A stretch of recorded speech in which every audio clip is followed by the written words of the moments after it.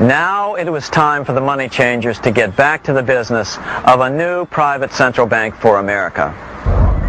During the early 1900s, men like J.P. Morgan led the charge. One final panic would be necessary to focus the nation's attention on the supposed need for a central bank. The rationale was that only a central bank can prevent bank failures. Morgan was clearly the most powerful banker in America and a suspected agent for the Rothschilds. Morgan had helped finance John D. Rockefeller's Standard Oil empire. He had also helped finance the monopolies of Edward Harriman in railroads, of Andrew Carnegie in steel, and of others in numerous industries. But on top of that, J.P. Morgan's father, Junius Morgan, had been America's financial agent to the British. After his father's death, J.P. Morgan took on a British partner, Edward Grenfell, a longtime director of the Bank of England.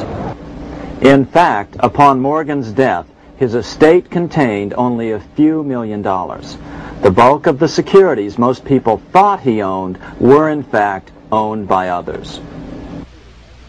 In 1902, President Theodore Roosevelt allegedly went after Morgan and his friends by using the Sherman Antitrust Act to try to break up their industrial monopolies.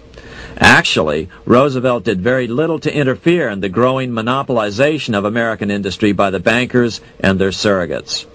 For example, Roosevelt supposedly broke up the Standard Oil monopoly, but it wasn't really broken at all. It was merely divided into 7 corporations, all still controlled by the Rockefellers. The public was aware of this thanks to political cartoonists like Thomas Nast, who referred to the bankers as the Money Trust.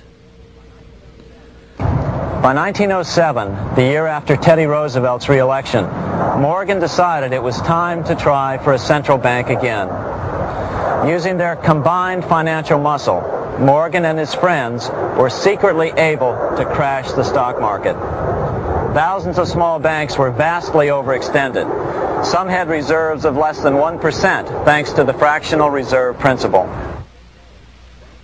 Within days, bank runs were commonplace across the nation. Now Morgan stepped into the public arena and offered to prop up the faltering American economy by supporting failing banks with money he manufactured out of nothing. It was an outrageous proposal, far worse than even fractional reserve banking, but Congress let him do it. Morgan manufactured $200 million worth of this completely reserveless private money and bought things with it, paid for services with it, and sent some of it to his branch banks to lend out at interest. His plan worked. Soon, the public regained confidence in money in general and quit hoarding their currency. But as a result, banking power was further consolidated into the hands of a few large banks. By 1908, the panic was over, and Morgan was hailed as a hero by the president of Princeton University, a man by the name of Woodrow Wilson. All this trouble could be averted if we appointed a committee of 6 or 7 public-spirited men like J.P. Morgan to handle the affairs of our country. Economics textbooks would later explain that the creation of the Federal Reserve System was the direct result of the Panic of 1907. Quote, "With its alarming epidemic of bank failures, the country was fed up once and for all with the anarchy of unstable private banking." Close quote. But Minnesota Congressman Charles A. Lindbergh Sr., the father of the famous aviator Lucky Lindy, later explained that the Panic of 1907 was really just a scam. Those not favorable to the money trust could be squeezed out of business and the people frightened into demanding changes in the banking and currency laws which the money trust would frame. So, since the passage of the National Bank Act of 1863, the money changers had been able to create a series of booms and busts. The purpose was not only to fleece the American public of their property, but to later claim that the banking system was basically so unstable that it had to be consolidated into a central bank once again.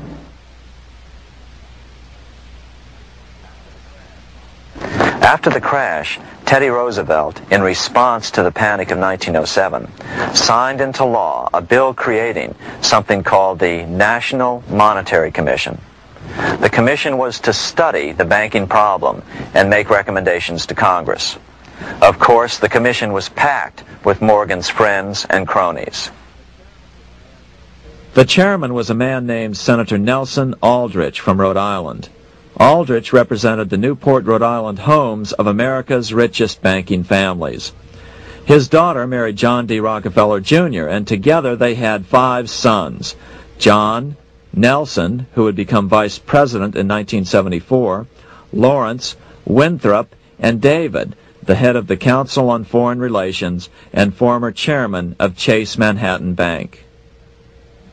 As soon as the National Monetary Commission was set up, Senator Aldrich immediately embarked on a 2-year tour of Europe, where he consulted at length with the private central bankers in England, France, and Germany. The total cost of his trip alone to the taxpayers was $300,000, an astronomical sum in those days. Shortly after his return, on the evening of November 22, 1910, some of the wealthiest and most powerful men in America boarded Senator Aldrich's private rail car and in the strictest secrecy journeyed to this place, Jekyll Island, off the coast of Georgia. With the group came Paul Warburg. Warburg had been given a $500,000 per year salary to lobby for the passage of a privately owned central bank in America by the investment firm Kuhn, Loeb & Company. Warburg's partner in this firm was a man named Jacob Schiff, the grandson of the man who shared the Green Shield house with the Rothschild family in Frankfurt. Schiff, as we'll find out later, was in the process of spending $20 million to finance the overthrow of the Tsar in Russia. These 3 European banking families, the Rothschilds, the Warburgs, and the Schiffs, were interconnected by marriage down through the years, just as their American banking counterparts, the Morgans, Rockefellers, and Aldriches were. Secrecy was so tight that all 7 primary participants were cautioned to use only first names to prevent servants from learning their identities. Years later, one participant, Frank Vanderlip, president of National City Bank of New York and a representative of the Rockefeller family, confirmed the Jekyll Island trip in a February 9, 1935 edition of the Saturday Evening Post. I was as secretive, indeed as furtive as any conspirator. Discovery, we knew, simply must not happen, or else all our time and effort would be wasted.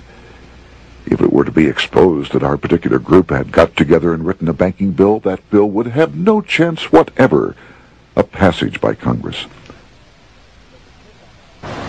The participants came here to figure out how to solve their major problem, how to bring back a privately owned central bank. But there were other problems that needed to be addressed as well. First of all, the market share of the big national banks was shrinking fast. In the first 10 years of the century, the number of U.S. banks had more than doubled to over 20,000. By 1913, only 29% of all banks were national banks, and they held only 57% of all deposits. As Senator Aldrich later admitted in a magazine article,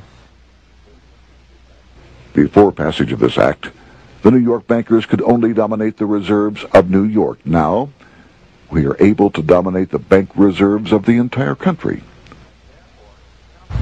Therefore, something had to be done to bring these new banks under their control. As John D. Rockefeller put it, quote, "Competition is sin," close quote. Secondly, the nation's economy was so strong that corporations were starting to finance their expansions out of profits instead of taking out huge loans from large banks.